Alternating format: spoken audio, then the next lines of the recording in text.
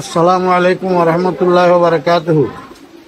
প্রিয় মুসলিম ভাই সব, আমি মাওলানা ফরিদউদ্দিন আল মোবারক বলতেছি। আমার মাদ্রাসা উত্তর হরিপুর জমিরিয়া মাদ্রাসা, বাংলা বাজার, ছাগলনাইয়া, ফেনী, সম্পূর্ণ পানির নিচে নিমজ্জিত।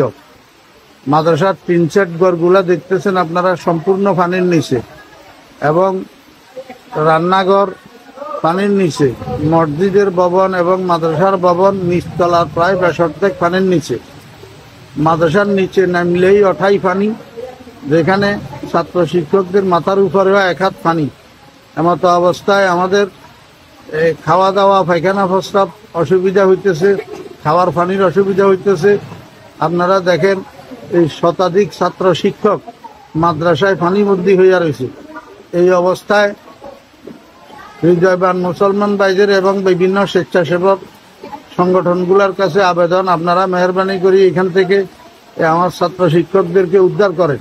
ছোট ছোট বাচ্চা এগুলা সাঁতরাইয়া যে রাস্তা পর্যন্ত যাবে এমন এই অবস্থা নাই।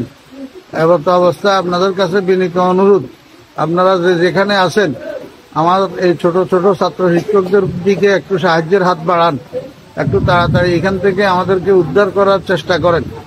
আল্লাহ পাক আমাদের সবাইকে হেফাজত করেন। আসসালামু আলাইকুম ওয়া রাহমাতুল্লাহ।